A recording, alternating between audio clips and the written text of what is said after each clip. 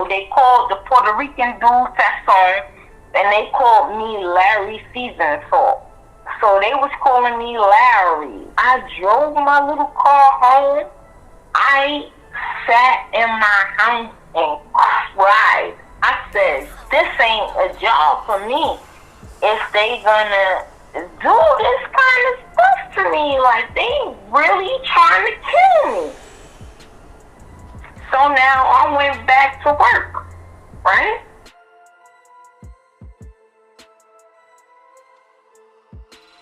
How you became a CO?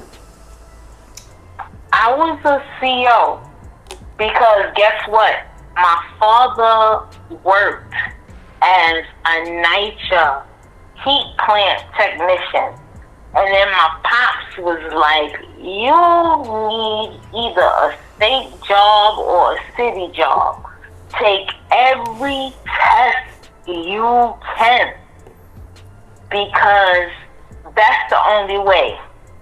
So let me rewind.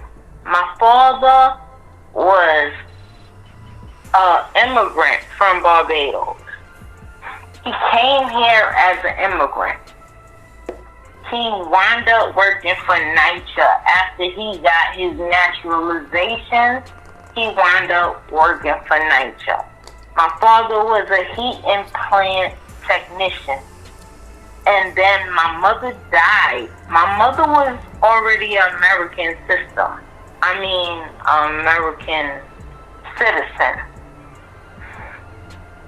And my father married my mother. He was already naturalized. He married my mother. And once my mother died, and I was 19 when my mother died. So my father was like, you ain't gonna make it nowhere unless you get a pension. You need to start working for New York City or New York State. So he pushed me to go and work for the state or the city. I wound up becoming a correction officer. So now I did the academy, and them white people taught us how to push our people down and to hurt our people. So now, once I graduated from that academy, they sent me up top. So I was working in Coxsackie. How was that academy though? What type of stuff they was teaching y'all? Okay, in the academy, they taught us how to shoot all the firearms. They taught us shotguns. They taught us the AR-15. And they taught us the revolver.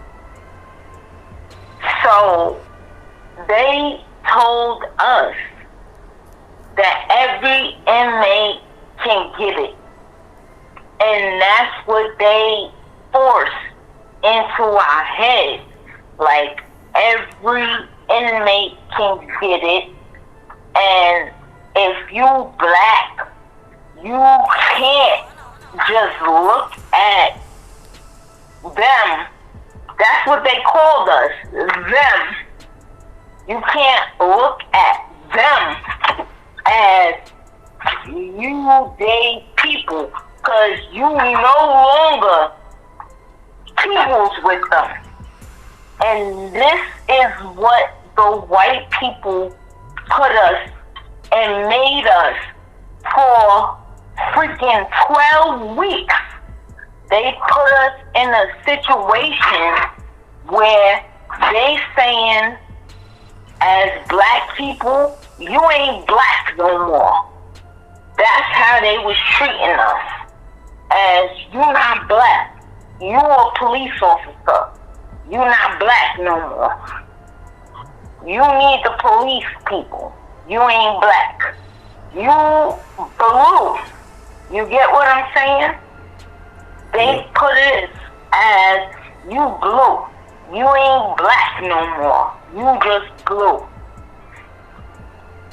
So now they brainwashing us for 12 weeks with that. You're not black. You are blue. And they drill that into you. Where's that academy at? Where they take y'all at to that academy? They take us to that academy in Albany. It's in Albany. They do the academy in Albany. And then I'll go into that after. When I did the academy for mental health. Because I did 2 academies. Once they closed my prison. Because I worked at Arthur Kill at the end. And then they closed that. And then I had to do a separate academy for mental health. Because I'm like a correctional officer for mental health. So let me just talk about the correction one. So now, baby, what's your next question? Because they taught us we blue and y'all are criminals. That's what they taught us. You said they sent you to Coxsackie, your first jail? Yes. Coxsackie, let me tell you something. In Coxsackie, I'm a black woman going to Coxsackie. So guess what? I'm in Coxsackie, and all the black inmates is trying to freaking say something to me. They like, yo, and the white people is like, if you talk to them, you an inmate lover. But once you put me on a unit, all the black inmates is whispering. They'll walk past me and whisper something to me like, yo, Miss Cumberbatch, you need to get the hell out of here. Like, one will walk past me and say one word, like, yo, they will walk past me and each one of them will say one word to me. And be like, the first one was like, get out of here. The next one is like, they gonna kill you. The next one be like, lock the cage. The next one would say whatever. Like, no, for real. They used to pull up on me. And each inmate would say one thing for me.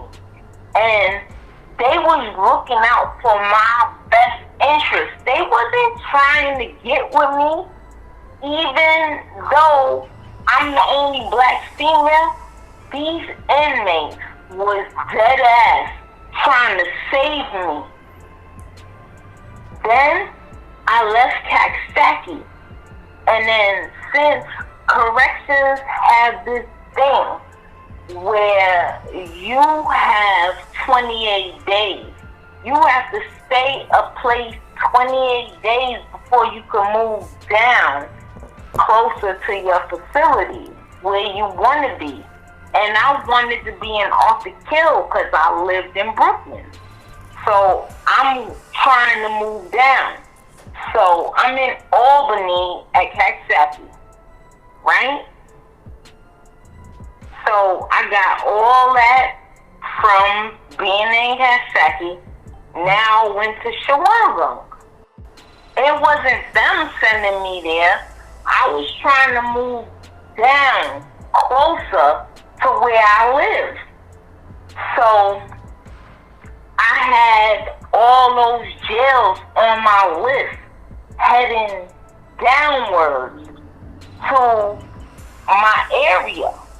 So now I get to Shawangunk, right? So now I'm in Shawangunk. It wasn't the best because these white people was calling me number 57. Number 57, they say, is the crayon, the black crayon in the 64 pack when they counted it. These white people was calling me Larry Season Salt because I'm black. The only other black lady that was in the prison, she was married to the white man. So they wasn't messing with her. I was the only other black lady there that wasn't messing with no white man. So now I'm chilling. I got a decent area. I'm escorting the sick patients to their dialysis, to whatever. You know these mofos put soap in my juice? Larry Davis, he was the Valentine area freaking thug that did whatever he did over there in the Bronx. I'm pushing him in a wheelchair because I had the medical area. I'm pushing him in his wheelchair, taking him to his dialysis. That nigga said, Miss C, because I'm Miss Cumberbatch. So he said, Miss C, get the F out of this jail because they about to kill you. And I said, what? And he said, I'm just saying something to you. Do not hurt me right now because I'm telling you what I'm hearing. Because before he said that, this white dude freaking rubbed my shoulders and told me, Cumberbatch, one hand wash the other, two hands wash the face. And I'll take you anywhere you need to be. And you don't gotta worry about it. As long as you freaking wash my hands. Quid pro quo. So what did you say when he was saying all of this stuff? Okay. What I said was like, I'm good. I don't need a ride. Because my home girls and my home boys worked at Wallkill, which is across the road from there, and they would come to Shawangunk and just pick me up, and then I just had to ride with them to the Bronx, and then I would ride the train back home to Brooklyn. So once I did that, they started offering me dog treats and telling me it was beer jerky, venison jerky or whatever. And then I wouldn't take it because I don't eat no jerky. And then they started saying, oh, this is treats I gave to my dog. I didn't eat it because I'm not eating that. The next thing they did was put soap into my vitamin water. And you know I'm black. So I don't know why I shake stuff before I drink it. I shook it, it foamed up with soap. I was like, yo, these niggas is dead ass. They put soap in my juice. Next thing they did was offer me donuts. That they injected the donuts with toothpaste and was offering them to me. Why you and I was like, one? How you know it? You seen it? I didn't eat it. You know what I did? Since I knew they put soap in my juice, what I did was take the donut and break it open it was full of toothpaste. And how I know it was toothpaste, because I smelled it, and it smelled like freaking spearmint. And it was white inside. And it's supposed to be jelly donuts. And they put toothpaste in the donut. Dumb white people. I'm telling you. These people in the street now is sitting there talking about racist and racist that. No, I actually experienced people that actually hate black people. They freaking actually hate black people. One day I was coming to work and I'm riding on the road because I don't know if anybody know about driving to Shawangunk, because it's like a road 303. Some dude, I don't know if it was somebody at the job, tried to drive me off the road and pass me, and I had to swerve, and I could have fell in the ditch with my little car. That is straight up prejudice. That is something that I sit and it's in my head. What he did? He rammed your car, or he just like what he did? He didn't ram my car. He drove in front of me and cut me off and brake checked me. So I had to smash. And now I'm smashing. I could have fell in the ditch. And it was somebody that worked with me. Because he brake checked me. As soon as he cut me off, he brake checked me. And like I said, it is crazy up north in the cornfields. So as he did that, I went to work, and now I'm at work now. And I'm like, yo, I cried. Let me tell you something. This was my first year working for correction. After I did that, I drove my little car home. I sat in my house and cried. I said, this ain't a job for me.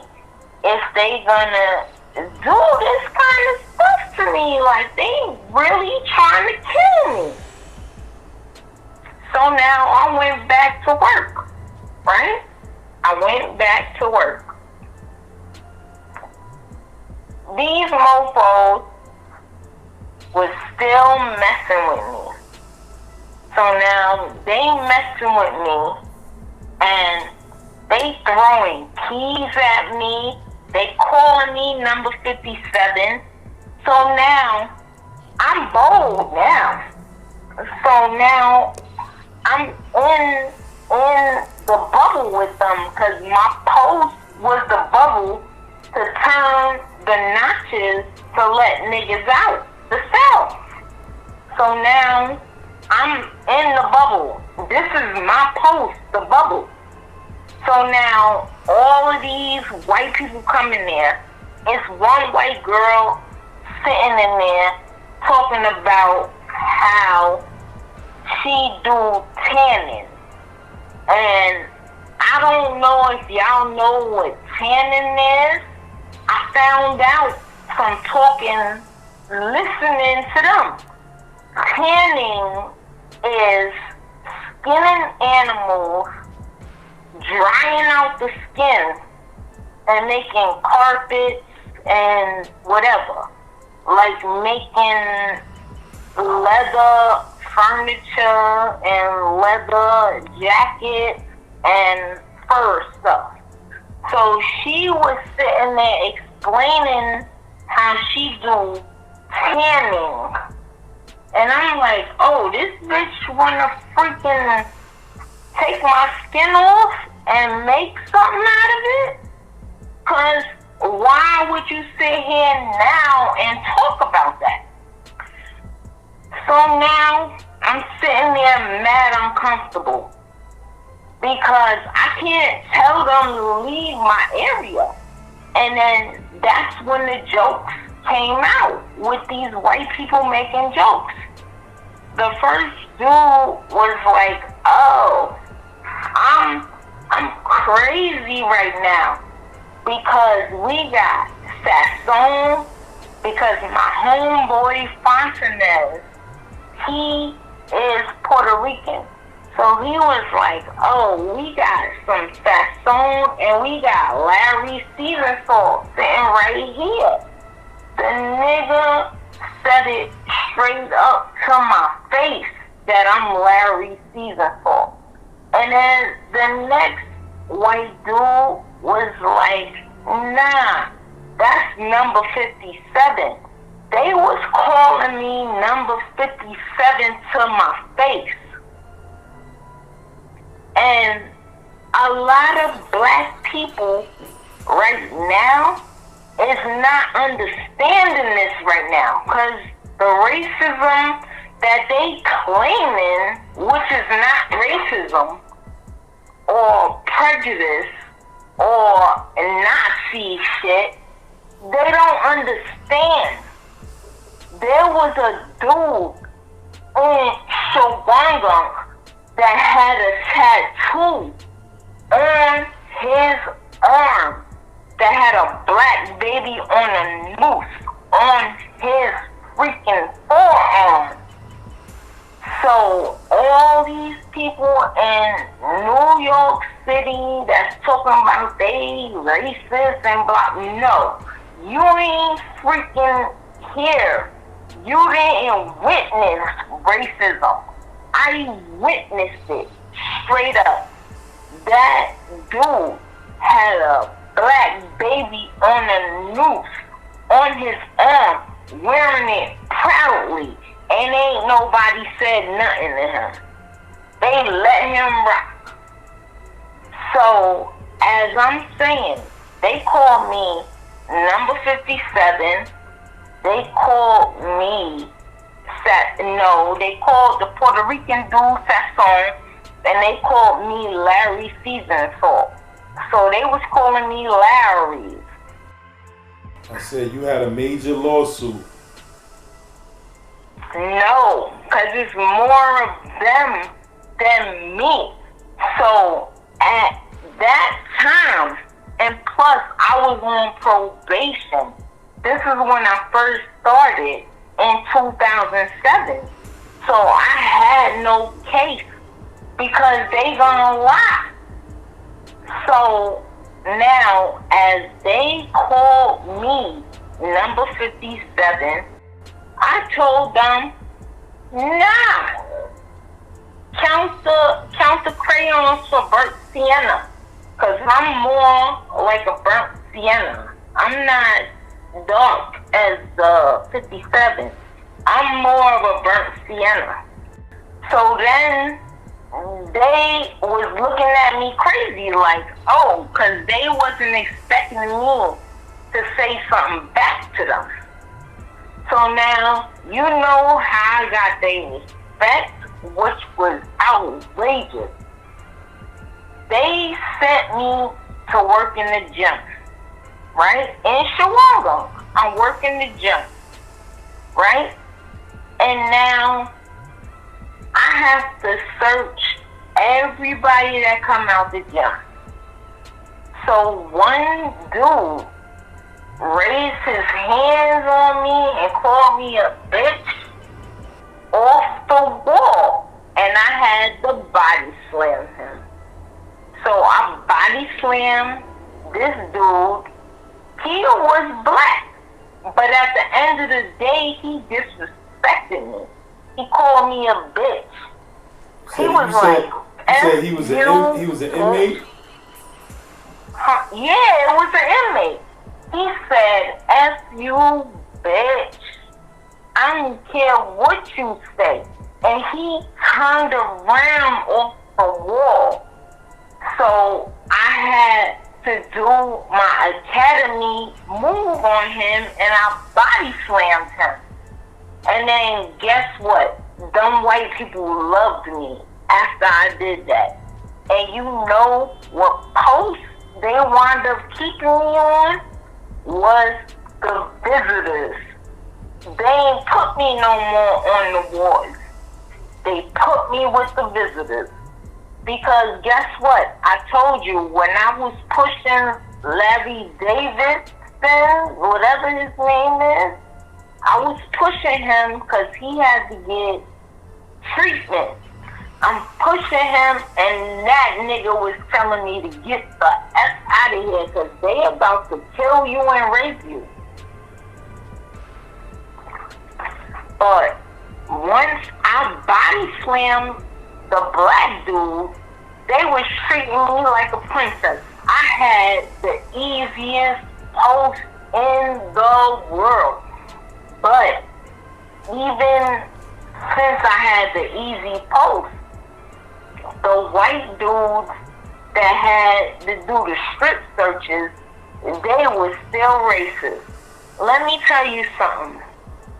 The dude that was doing the inmate frisk and checking their booty, the nigga came to me and was like, "Oh, you beautiful. You look good for a black girl." This is what this white guy said to me. "You look good for a black girl." And I was like, wait a minute. I'm like, oh, okay. So I finished listening to what he said. So now, around this time, this is when T-Pain make that song with Boots with the Fur. So this white dude gonna ask me, "Oh, you go to parties with Boots with Fur?" I was like, wait, what? I go to parties with what? He said, yeah. You own apple-bottom jeans and boots with fur? I was like, absolutely not. Why would you ask me that? He said, because that's a song for y'all people. I was like, oh, this is what we doing right now? I gotta get out of here.